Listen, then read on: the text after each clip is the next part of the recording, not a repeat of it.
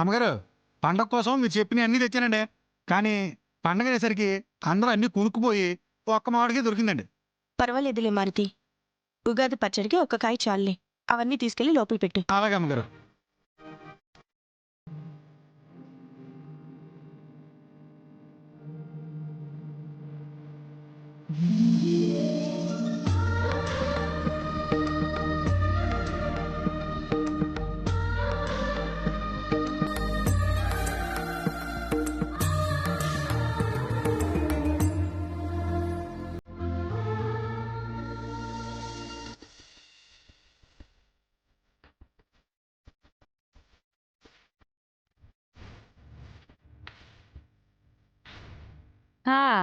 ఏంట్రా మారుతి, పొద్దున్నేవో మోసుకొస్తున్నావు? ఈ మీరు నమ్మలే కాదులేండి, పండగ సామాన్లు. ఉగాది పచ్చడి చేయడానికి వస్తువులు తీసుకొచ్చాను. అయితే ఈ సంవత్సరం ఉగాది పచ్చడి నేను చేస్తాను. దక్షిణక్క, మన ఇద్దరం కలిసి చేద్దాం. అలాగే. మీరు చేసిన ఉగాది పచ్చడి తింటే మా నోరు పచ్చడైనట్టే. అర్థమైందిలేరా బడుద్దాయిలు, మీ పెద్దమ్మ చేసిన ఉగాది పచ్చడి తినాలని మీరు విడూరుతున్నారు కదా. అంత లేదు పెద్దమ్మా, మా పెద్దదిని చేసినట్టు చేయడం మీకేం చేతనవుతుంది? మా పెద్దదిని చేత్తో చేసిన ఉగాది పచ్చడి ఆ రుచే వేరు. అలా చేయడం నీ వల్లే కాదు, ఎవ్వరి వల్ల కాదు. చాలేరా పడాయి, ఒక్కసారి నేను చేసిన ఉగాది పచ్చడి తిన్నావంటే అంత అదృష్టం మాకొద్దు పెద్దమ్మా. మేం మా పెద్దోదిని చేసిన ఉగాది పచ్చడి తప్ప ఇంకొకటి తినం. ఉగాది పచ్చడి అంటేనే తీపి, పులుపు, వగరు, కారం, చేదుల మిశ్రమం. అంటే మా జీవితంలో సంతోషం, బాధ, కష్టం, నష్టం, దుఃఖం, సుఖం అన్నీ ఉంటాయని చెప్పడం. అది సీత వదినైతేనే అన్ని సమపాళ్లలో కలుపుతుంది. అది తిన్న రుచి మాకు ఏడాదంతా గుర్తుంటుంది.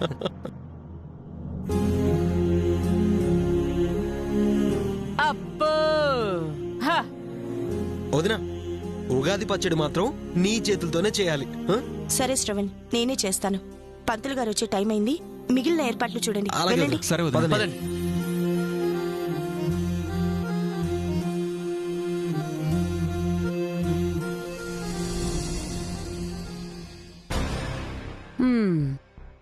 మీ వేషాలు మామూలుగా లేవు కదరా. మీ వదిన చేసినట్టు ఉగాది పచ్చడి ఎవ్వరూ చేయలేరా. మీ నమ్మకాన్ని ఈ రోజుతో పోగొడతా. మీ నోటితో మీరే ఇంకెప్పుడూ సీతని ఉగాది పచ్చడి చెయ్యొద్దు అనేలా చేస్తా.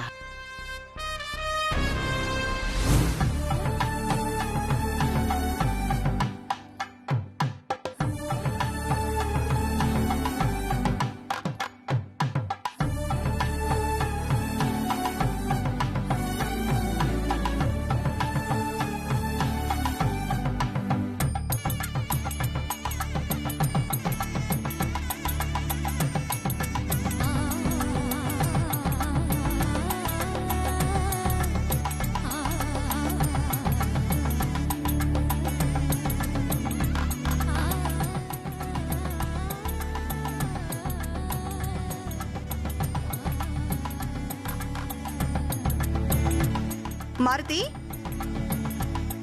మారుతి, మారుతి.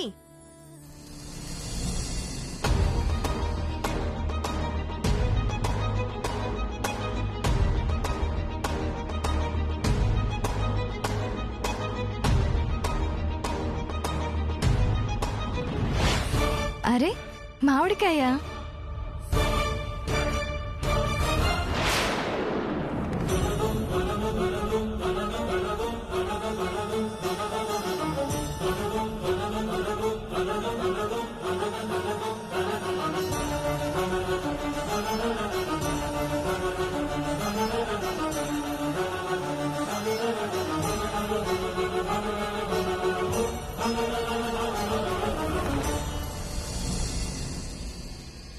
అయ్యో సరస్వతి, ఉగాది పచ్చడి చేయడానికి పూజ కోసం పెట్టిన కాయది. అది తినేస్తున్నావేంటి? అవునా, నాకు తెలీదక్కా. తెలియకపోతే తీసుకోవాలో వద్దో ఒకసారి అడగాలి కదా సరస్వతి. ఉన్నదేమో ఒక కాయే, అవతల పూజకి టైం అయిపోతుంది. కడుపుతో ఉన్న పిల్లకి పులుపు తినాలనిపించుంటుంది, మామిడికాయ తినేసింది. ఆ మాత్రానికే నోరేసుకుని దాని మీద పడతావేంటి సీత? నేను వేరేగా ఏం అనలేదు కదా అత్తయ్య. పూజ కోసం తెచ్చింది కాబట్టి తెలుసుకొని తినాల్సింది అంటున్నాను. సరస్వతి, ఆ కాయ తినేసే. ఇష్టమైంది ఎందుకు వదిలేయడం? తీసుకో. నాకేం వద్దు. సరస్వతి,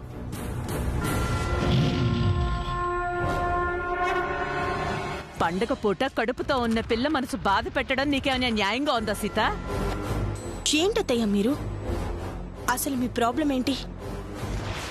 ఎందుకు ప్రతి దానికి నాకు అడ్డు తగిలి మంచి చెడులో సంబంధం లేకుండా మాట్లాడుతున్నారు? మామూలుగా అయితే నేను వద్దని చెప్తానా? ఏమో సీత, చేసేదంతా చేసి అమాయకత్వం నటిస్తున్నావు.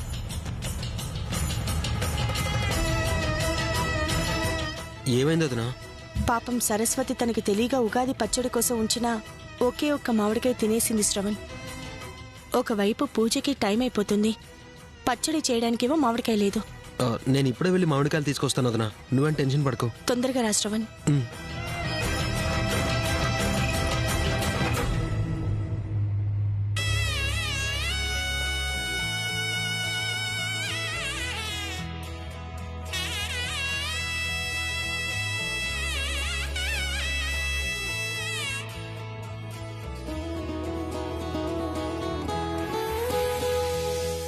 నమస్కారం పంతులు గారు. నమస్కారం బాబు. వదినా, పంతులు గారు వచ్చారు. నమస్కారం పంతులు గారు. నమస్కారం సీతమ్మ. అమ్మా, ఏ పండుగ అయినా సరే ఆ వాతావరణం అంతా మీ ఇంట్లో కొట్టొచ్చినట్టుగా కనిపిస్తుందమ్మా. అలంకరణ అద్భుతంగా చేశారు. పూజ పూర్తయ్యాక పంచాంగ శ్రవణం చేస్తాను. అలాగే. ఈ ఉగాదితో మీ కష్టాలన్నీ తొలగిపోయి రాబోయే కాలమంతా మీ కుటుంబం సుఖ సంతోషాలతో ఉండాలని కోరుకుంటున్నాను సీతమ్మ. ఆహా. పంతులు గారు, పంచాంగ శ్రవణం అంటే ఏంటి?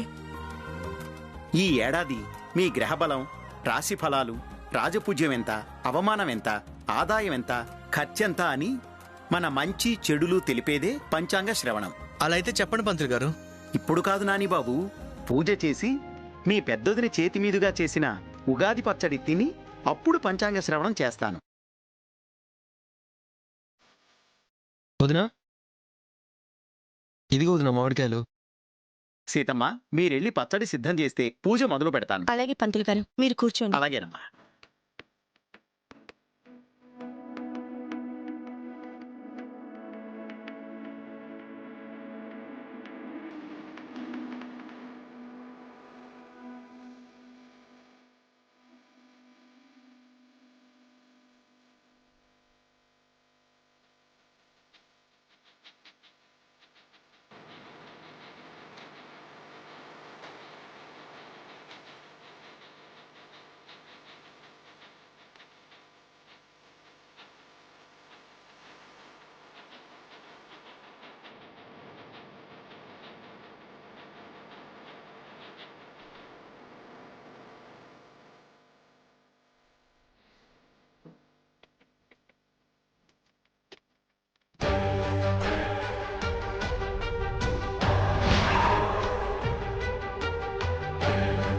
ఉగాది పచ్చడి చేస్తున్నావా సీత? నిన్ను పొగిడి నన్ను తక్కువ చేసిన నీ మరుదులతోనే నిన్ను తిట్టేలా చేస్తాను.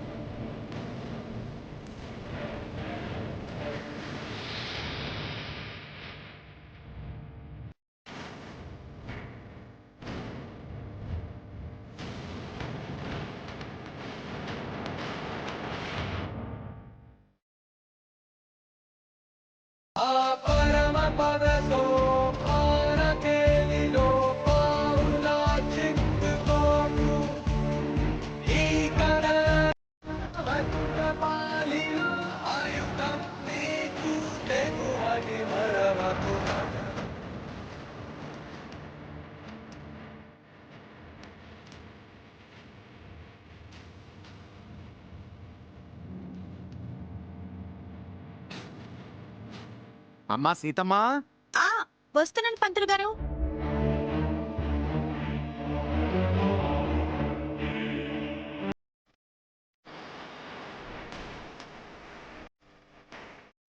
పరవన్నం ఉగాది పచ్చడి. సీత, ఉగాది పండుగ రోజు నీకు రాజపూజ్యం 0, అవమానం 100.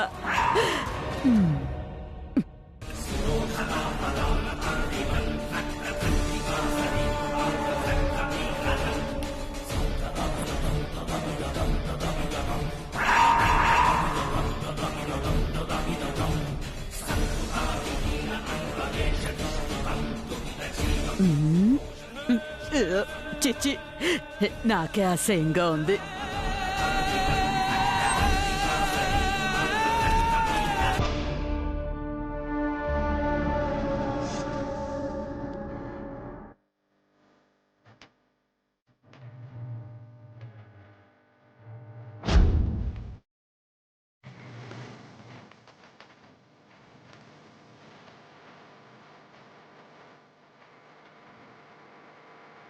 అమ్మా సీతమ్మ, ఉగాది పచ్చడి తెచ్చిపెడితే పూజ ప్రారంభిద్దాం. అలాగే పంతులు గారు.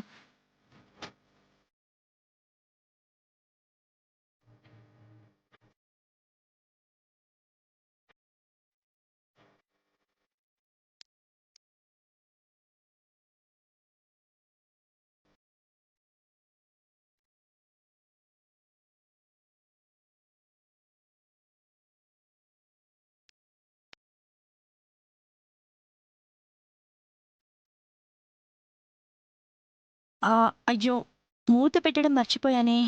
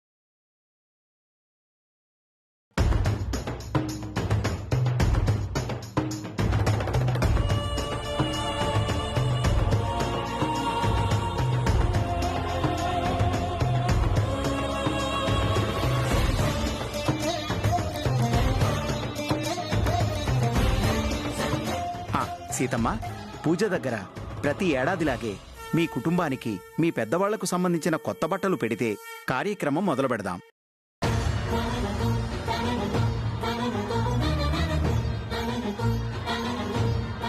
కొత్త బట్టలు పెట్టాలా? ఇంట్లో సరిగ్గా తిండి పెట్టడానికే దిక్కు లేకుండా తయారయింది.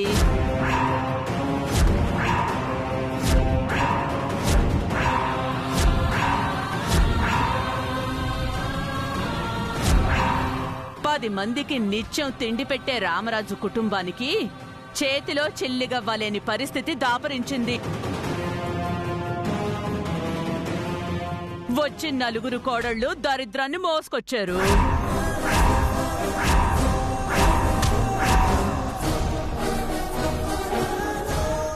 ఒక్కదానికైనా ఆవగింజైన అదృష్టం ఉండి చచ్చినా నా కొడుకులకి గతి పట్టేదే కాదు. అత్తయ్య, నువ్వు అరిచినంత మాత్రాన నిజం అబద్ధం అయిపోదుగా సీత.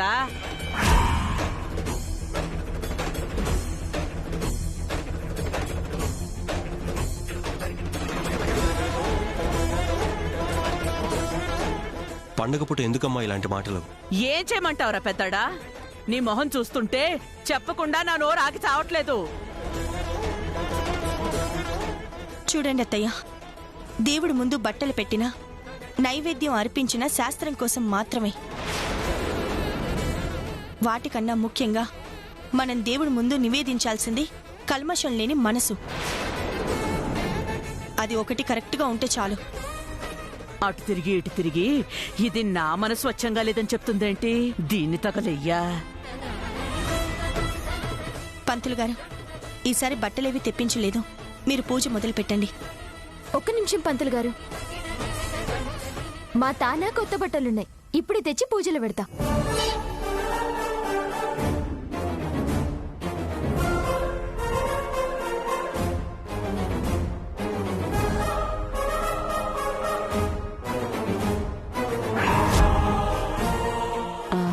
బట్టలు కొనేంత డబ్బు దీని దగ్గర ఎక్కడుంది?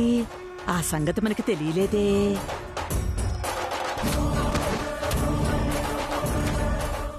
పంతులు గారు, ఇదిగోండి కొత్త బట్టలు. చిట్టి, ఎక్కడవా కొత్త బట్టలు?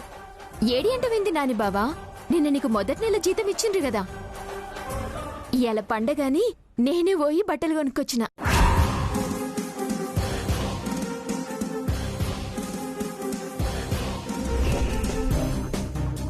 ఏం బుజ్జడా, నీ చొక్కాలు మంచిగున్నాయి, నా చీరలు మంచిగున్నాయి కదా. నా శాలరీ పెట్టి బట్టలు కొంటామేంటి చిట్టి? నేను ఇచ్చిన మనీ అన్నయ్యకి ఇవ్వలేదా? నువ్వు కొలువుకు పోయి తెచ్చిచ్చిన మొదటి జీతంతో నీకు బట్టలు కొని సర్ప్రైజ్ ఇద్దామనుకున్నాను బుజ్జడా. కావాలంటే వచ్చే నెల జీతం బావగారికి ఇవ్వు. సర్ప్రైజ్ గిఫ్ట్లు ఇచ్చే పరిస్థితిలో మనం లేవు చిట్టి. ఇంట్లో తలకు మించిన ఖర్చులు పెట్టుకొని ఇప్పుడు కొత్త బట్టలు కొనాల్సిన అవసరం ఏముంది? కనీసం ఈ పని చేసే ముందు అడగనైనా అడగాలి కదా. నా మొగుడి మొదటి సంపాదన పెట్టి మాకు బట్టలు కొనడానికి కూడా నీ పర్మిషన్ తీసుకోవాలా అక్క? బుద్ధి లేకుండా మాట్లాడు చిట్టి. చేసిన వెదవ పంచాలు, వాటిని రిటర్న్ చేసి డబ్బులు తీసుకురా. చూడు చిట్టి, నీ మొగుడికి నువ్వు గిఫ్ట్ కింద షర్ట్ కొనడంలో ఏ తప్పు లేదు. నువ్వు చీరలు కొనడంలో కూడా ఏ తప్పు లేదు.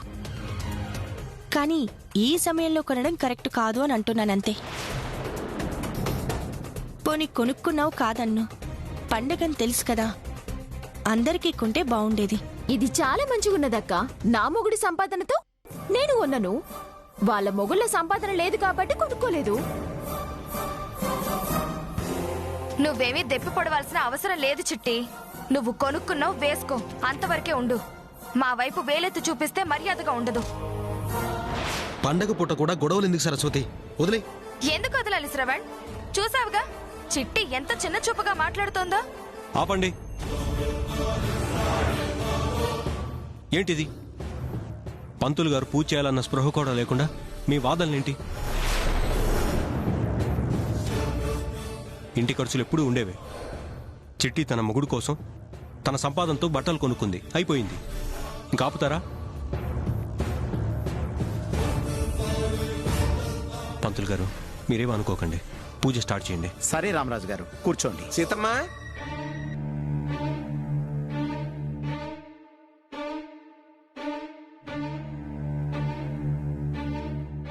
ఏంటి నరసింహ ఇలా వచ్చావు? మీకు ఈ ఇంటల్లుడికి ఉగాది పండగ సందర్భంగా బామ్మగారు బట్టలేమని పంపారమ్మా.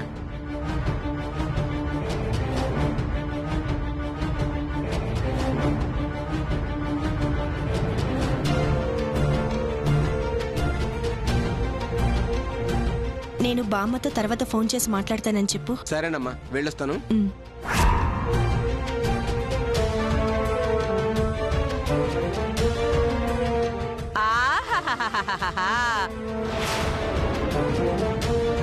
సీత, నీ తెలివే తెలివి. నీ చిన్నప్పటి నుంచి ఇంతేనా, లేకపోతే ఇలాంటి తెలివి ఈ మధ్య నేర్చుకున్నావా? అంత తెలివి ఇప్పుడు నేనే చూపించానత్తయ్య. ఇంకేం చూపించాలే? పాపం చిట్టి మనసు పడి మొగుడు సంపాదనతో బట్టలు కొనుక్కుంటే చూసి వాడాలి, ఇంటి ఖర్చులకి కావాలి అని క్లాసులు పీకావు కదా.